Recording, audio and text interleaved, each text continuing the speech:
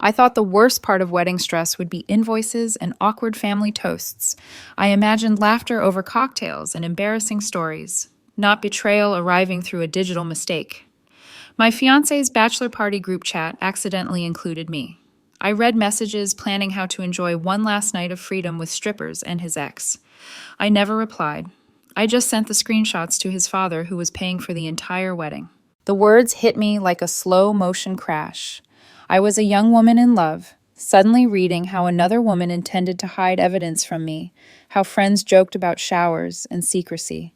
Each message felt gentle on the surface and poisonous underneath, like glitter covering a bruise. "Okay, gentlemen, I found the perfect place," the best man had typed, cheerful and proud. I pictured silly games and matching outfits. Instead, they were counting dancers and tips, asking if the ex would fly in for closure.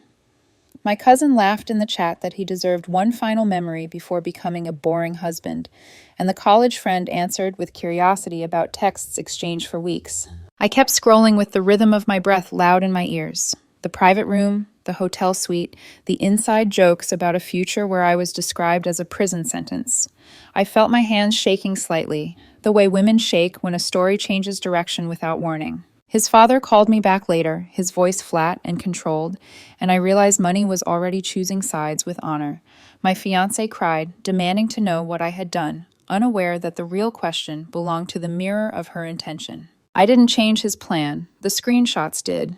I didn't add a storm. The group chat delivered it wearing silk and laughter. I only stepped aside and let truth breathe for the first time in 4 years. The wedding vendors were still emailing reminders while a relationship was quietly dying inside my inbox.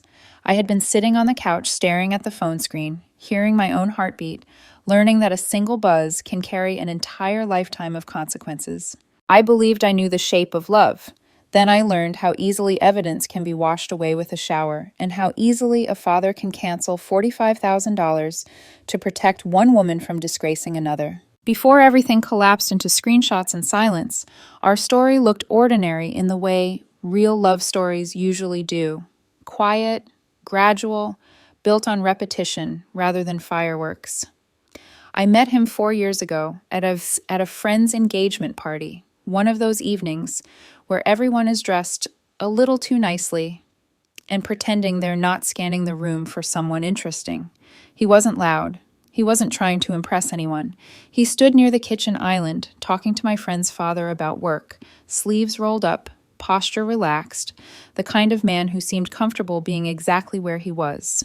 We started talking over plastic cups of wine, the conversation easy, in a way that felt rare even then. He asked questions and waited for the answers. I remember noticing that first, that he listened without planning his next sentence. When the night ended, he walked me to my car and didn't try to stretch the moment into something cinematic. He just said he'd like to see me again and meant it. Dating him felt like stepping into something steady. He was consistent in a way that calmed parts of me I didn't know were tired. He showed up when he said he would. He remembered small things. He met my family early and handled their opinions with patience, even when my aunt interrogated him about finances like it was a job interview. When I met his family, his father shook my hand firmly, looked me in the eye, and said, "Take care of each other." At the time, I thought that was a blessing. We moved in together after 2 years, signing a lease that felt symbolic, like a rehearsal for permanence.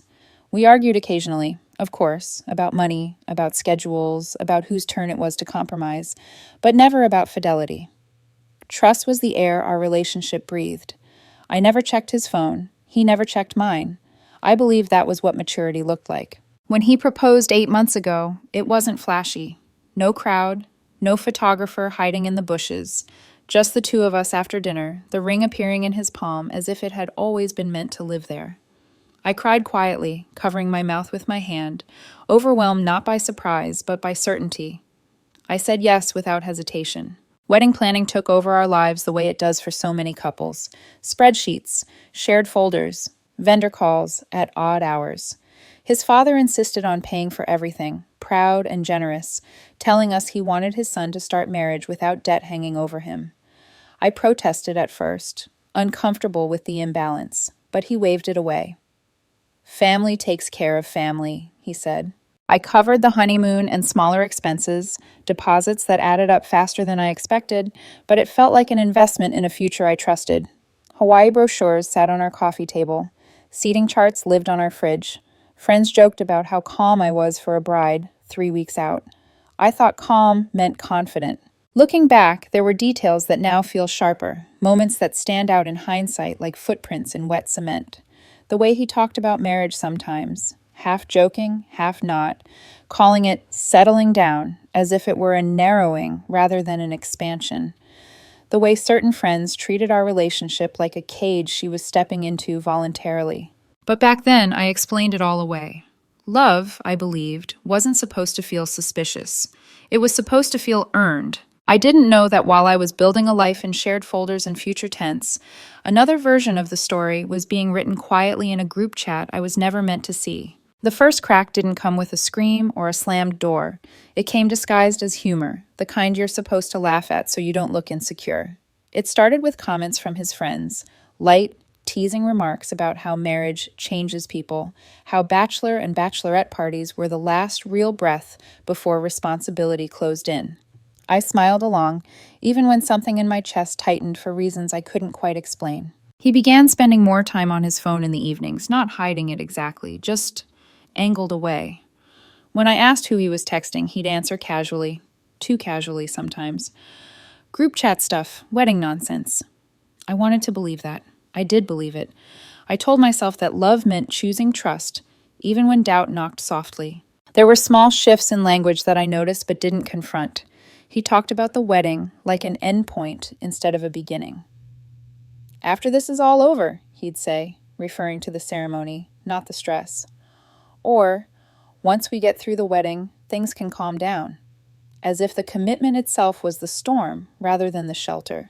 His friends became louder in our shared space. Group dinners, where jokes were made about how lucky he was to be getting one last pass at freedom.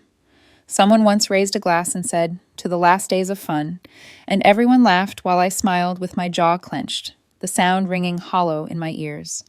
I noticed he didn't correct them. He laughed too. I tried to talk to him about it one night while we were doing dishes, hands wet, plates clinking softly between us. I said I felt like marriage was being treated like a loss instead of a choice. He shrugged and kissed my temple, telling me I was overthinking it. "It's just how people joke," he said. "It doesn't mean anything." That phrase, "it doesn't mean anything," settled into my body like a pebble in a shoe. Small, irritating, impossible to ignore once you knew it was there. Around that time, he mentioned running into his ex at a mutual friend's event months earlier. He framed it as insignificant, almost forgettable. We said hi. That was it. I nodded, trusting the simplicity of the explanation. I didn't ask follow-up questions. I didn't need to, or so I thought. The wedding planning intensified, crowding out space for deeper conversations. We were busy, productive, efficient. Our calendars were full, our discussions practical. Love became assumed rather than examined. And in that assumption, I relaxed. But there were moments, brief, fleeting, when I caught a look in his eyes that felt like distance rather than nerves. When he talked about the future, he used I more than we. When his friends teased him about married life, he deflected instead of defending us. Nothing concrete, nothing accusatory, just enough to make intuition whisper. I ignored it because intuition without evidence feels like betrayal of its own kind. I chose to believe in the version of our relationship I had invested 4 years building. I chose the comfort of continuity over the discomfort of questions. I didn't know then that the questions were already being answered somewhere else, in jokes and plans and private messages. I didn't know that while I was trusting him with my future, he was quietly negotiating an escape from responsibility disguised as one last celebration. And I certainly didn't know that the seed of conflict had already grown roots deep enough to crack everything open with one accidental mistake. The night everything blew apart didn't feel dramatic at first. It was late, a little after 11, and I was half watching a show on the couch while scrolling through emails from wedding vendors. My phone buzzed once. I glanced down, assuming it was another update, something about seating charts or final payments.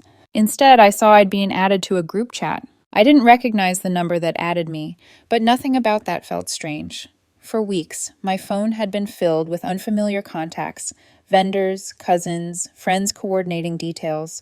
The group chat was already active when I opened it, about 15 messages deep. Then I started reading. The best man had created the group. He was organizing my fiancé's bachelor party. At first, it looked normal. Excited messages, laughing emojis, plans being thrown around. Then the words rearranged themselves into something cold. Okay, guys, I found the perfect place. Private room, 6 dancers minimum, and they do special performances if you tip right. I already put down a $500 deposit. My stomach dropped, slowly and completely. One of his friends replied, laughing that he deserved one last night of real freedom before marriage tied him down forever. Another chimed in, asking about the hotel suite they'd booked. Then a message from one of his college buddies appeared. Is his ex still coming? I stopped breathing for a second. The next message answered it. She confirmed yesterday, flying in just for this weekend. The best man added that my fiancé had been texting her for weeks, that he said he needed closure before settling down for good. Then my fiancé typed, You guys are legends. I need this so bad. One night to remember before I have to be a boring husband for the rest of my life. She knows exactly what I like, and I'm not wasting my last chance to feel alive. My hands went numb. I felt it first in my fingers, then in my chest, like the room had suddenly lost oxygen. He was asleep in the bedroom down the hall, while I read about plans being made to betray me 3 weeks before our wedding. The messages kept coming. Jokes, laughing emojis, someone reminding him to shower before coming home Sunday so I wouldn't smell anything suspicious. They weren't joking. They were planning. Flights booked, deposits paid, a hotel suite secured, inside jokes about things he'd never told me. They were openly discussing how to hide evidence from the woman he was supposed to marry. I sat there for a long time, staring at my phone. 20 minutes, maybe more. I reread everything again and again. 4 years together, a lease we'd signed 2 months earlier, thousands of dollars already spent, a future I thought we were building. I didn't reply. I didn't wake him up. I didn't confront him. Instead, I took screenshots of everything, every message, every name, every timestamp. Then I left the group chat silently. I barely slept that night. I lay next to him, listening to his breathing, wondering how long he'd been texting his ex, wondering if this was new or if I'd never truly known him at all. The next morning, after he left for work, I made one call. I called his father. He answered on the second ring, cheerful, asking if the caterer was still being difficult about dietary restrictions. I told him I needed to send him something important, that he needed to see it before the weekend. I emailed every screenshot. Then I waited. 45 minutes later, he called me back. His voice was flat, controlled, stripped of warmth. Where did you get these messages? I explained the accidental group chat edition, told him I hadn't confronted his son, asked what he thought I should do. There was a long silence. I could hear him breathing. Finally, he said, You're a good woman. You didn't deserve this. I raised him better than this. I'll handle my son. You take care of yourself. The bachelor party was scheduled for Friday night. That was Wednesday morning. Thursday afternoon, my phone rang. It was my fiancé. His voice was tight, controlled, not emotional, strained with pressure. My dad just called me, he said. He said he's pulling out of the wedding. He called me a disgrace. What did you do? I stepped outside and closed the door behind me. I didn't do anything, I said calmly. Your group chat did. Silence. Then, in a tense voice, What group chat? The one your best man accidentally added me to, I said. The one where you talked about your ex flying in. The one where you said you needed one last night to feel alive. The one where your friends joked about hiding evidence from me. He tried to explain, tried to minimize, called it jokes. Bachelor party talk, nothing serious. I asked one question. Then why was your ex flying across the country just for this weekend? He didn't answer. He hung up. That was the moment I knew the wedding was over. After he hung up, the silence felt heavier than any argument we'd ever had. It wasn't the quiet of peace or acceptance. It was the kind that presses against your ears, forcing you to sit with what you already know but aren't ready to say out loud. I stood there for a moment with my phone still in my hand, staring at the dark screen as if it might light up again and tell me this had all been a misunderstanding. It didn't. My body reacted before my thoughts could organize themselves. My hands trembled slightly, not wildly, just enough that I noticed. My breathing went shallow, measured, like I was rationing air without realizing it. I sat down slowly on the edge of the couch, elbows resting on my knees, grounding myself in the familiar weight of the room. The lamp, the rug, the framed photo of us from last summer that I suddenly couldn't bring myself to look at. I didn't cry right away. What I felt first was disbelief. Dense, paralyzing disbelief. The kind that makes time stretch and compress at the same time. 4 years, 8 months engaged, 3 weeks from the wedding, and all of it unraveled by words he had typed casually, confidently, assuming I would never see them. My phone buzzed again later that evening. His name lit up the screen. When I answered, his voice was controlled, tight around the edges. Not broken, not emotional, defensive. "You went to my dad," he said. It wasn't a question. "I sent him exactly what you wrote," I replied. My own voice surprised me with its steadiness. Nothing more. There was a pause. I could hear him exhale sharply, the sound clipped, restrained. "That was private," he said. "You had no right." "You gave up privacy when you planned to betray me," I said, "and let him pay for a wedding you weren't taking seriously." His tone hardened, not louder, harder. "It was just talk," he said. "Guys talk like that before a bachelor party. It doesn't mean anything." I closed my eyes.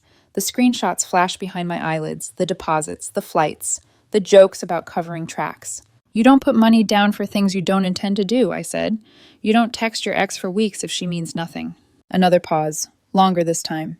"I wanted closure," he said finally. "Closure doesn't require a hotel suite," I replied. The restraint in his voice cracked, not into tears, but irritation. "You're blowing this out of proportion," he said. "You're acting like I already cheated."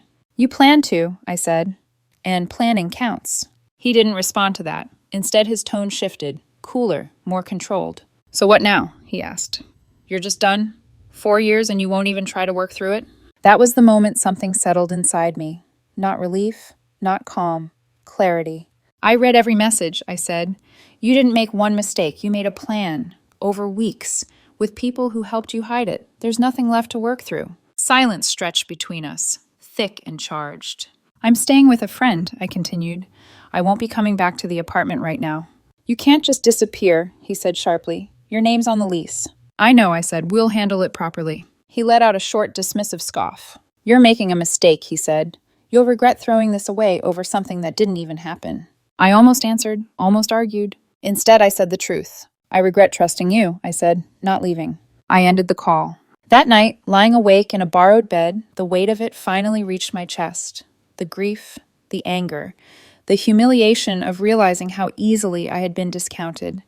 My tears came quietly, controlled, soaking into a pillow that didn't smell like him. He kept his composure. I kept the truth. And somewhere in the quiet, beneath the pain, I understood something clearly for the first time. This wasn't the end of my life. It was the end of a lie. The fallout didn't arrive all at once. It came in waves, measured, coordinated, relentless.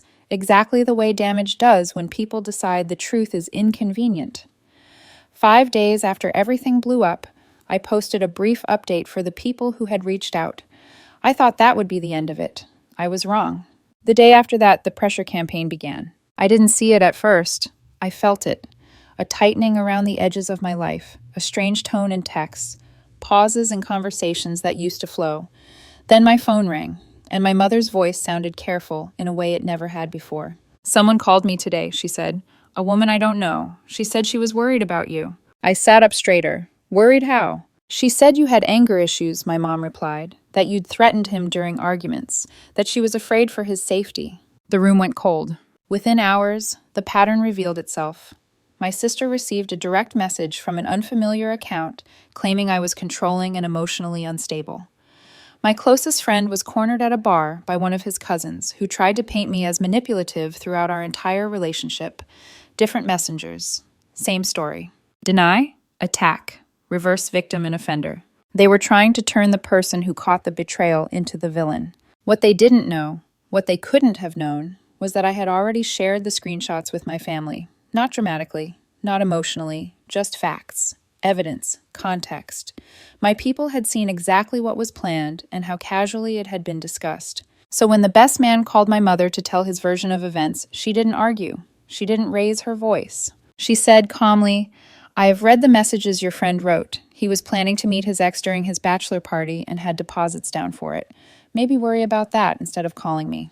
There was a long silence on the line. Then the call ended. The escalation didn't stop there. On Sunday afternoon, he showed up at the apartment building where I was staying with my friend. Not announced, not invited.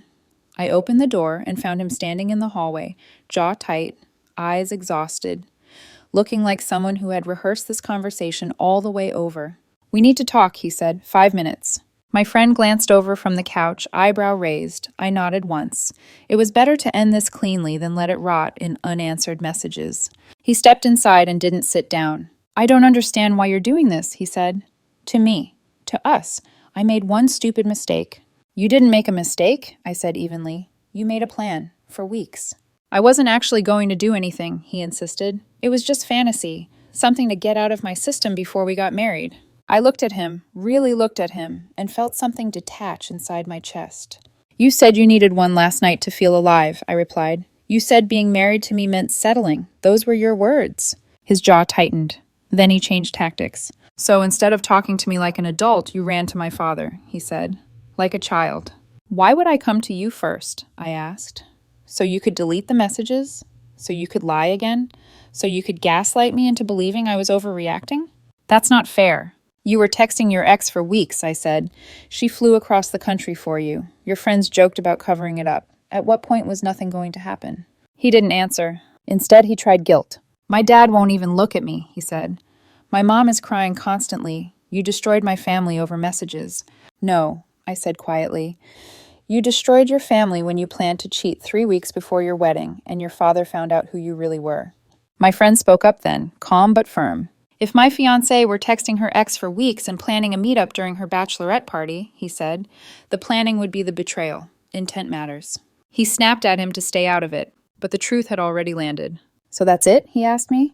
4 years and you're done?" 4 years, I said. "And you were planning to sleep with your ex before marrying me?" "Yes, I'm done." He left without another word. The door slammed hard enough that a picture frame rattled against the wall. 2 days later, an email arrived in my inbox. Subject line, "Fair is fair." He demanded I reimburse him for money his father lost on wedding deposits, for the custom suit he'd ordered, and for emotional damage I'd caused by humiliating him in front of his family. The total was precise, calculated, detached from reality. I forwarded the email to his father. 20 minutes later, I got a reply. "I'll handle this." By then, I understood something clearly. This wasn't just about a bachelor party anymore.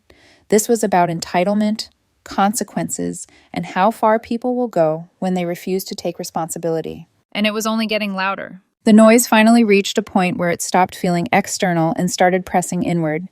Emails, messages, half-truths passed along by people who had already chosen sides. I could handle confrontation. I could handle anger.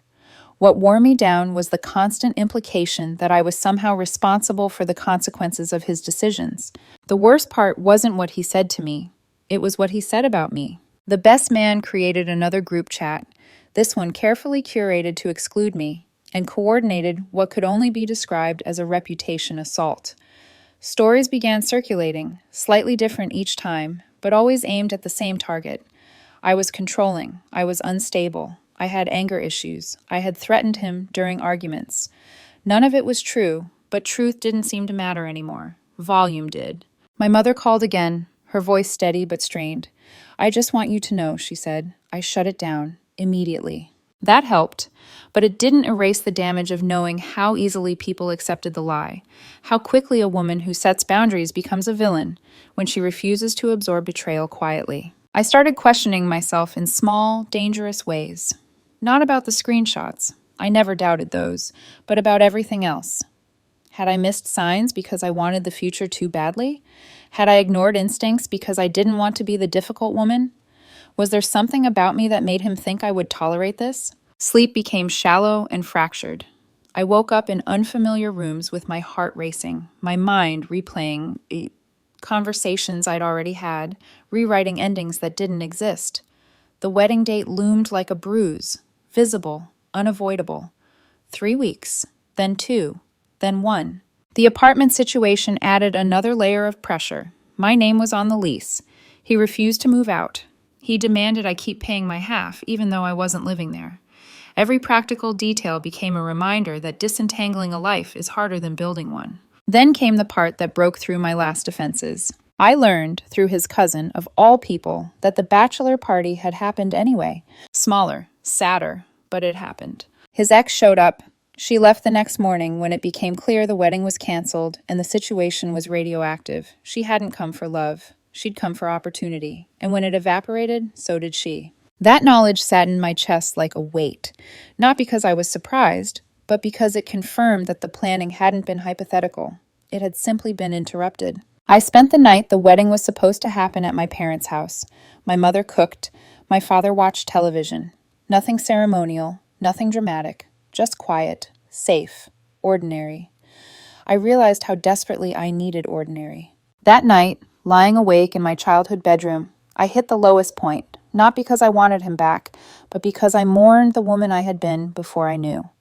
The woman who trusted easily, who believed intention mattered more than evidence, who thought commitment protected you from being disposable. I didn't feel victorious. I didn't feel empowered. I felt tired and deeply, painfully relieved that I hadn't married him. The darkness wasn't despair, it was clarity without comfort. And from that place, something began to shift. The turning point didn't arrive with a revelation. It arrived with paperwork. By then, the wedding date had come and gone. The world hadn't ended. No lightning strike. No dramatic collapse. Just a quiet Saturday that passed like any other, leaving behind the strange realization that the thing I had been bracing myself for no longer existed. I spent that day at my parents' house. My mother cooked without ceremony. My father watched a game on television, the volume low. No one mentioned what the date was supposed to mean. That restraint felt like kindness. In the days that followed, I began tying up the loose ends, not emotionally, but practically. I contacted a lawyer friend, someone I trusted, to explain my options without dramatizing them. The lease was the biggest problem. Both our names were on it. He was still living there.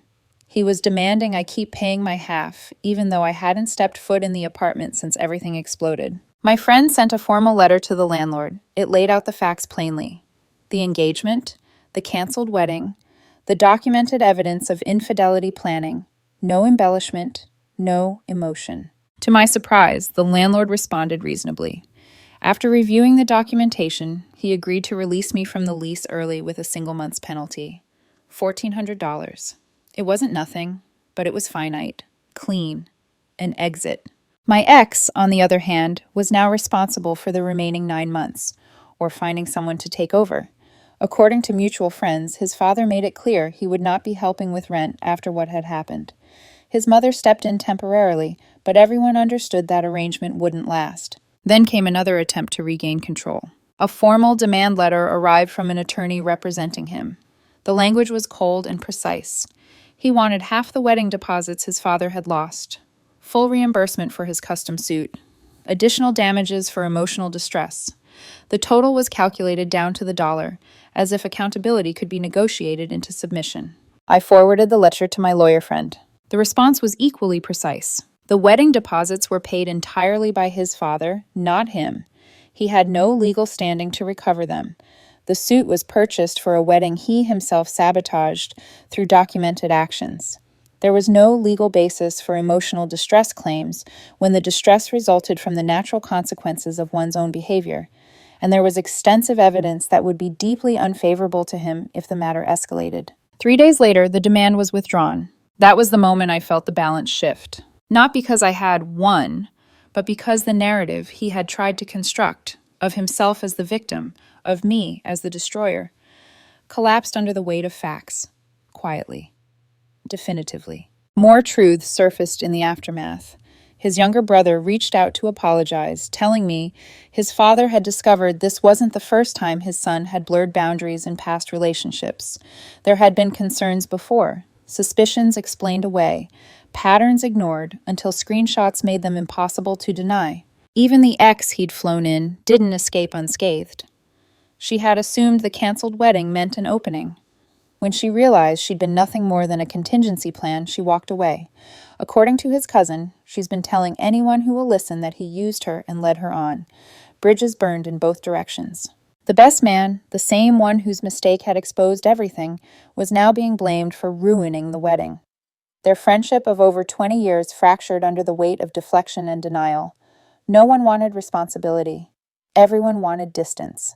As for me, I felt something unfamiliar settle in my chest. Relief. Not triumph, not revenge. Relief that the truth had surfaced before vows were spoken.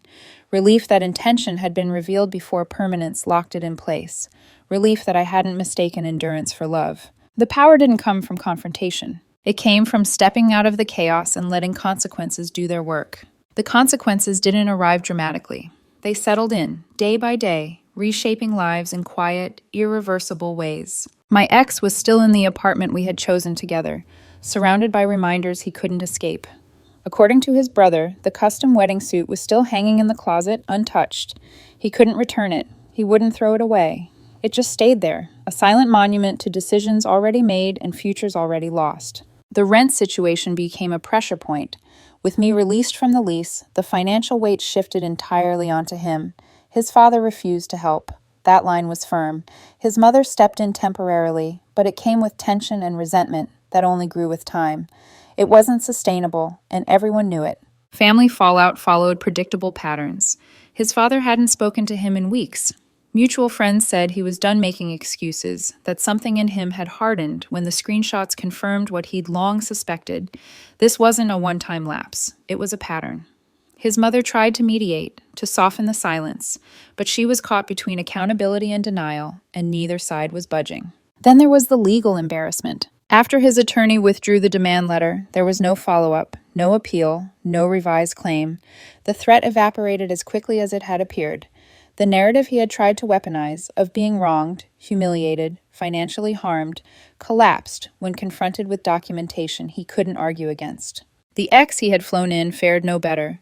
She had expected something from the wreckage, maybe comfort, maybe a second chance.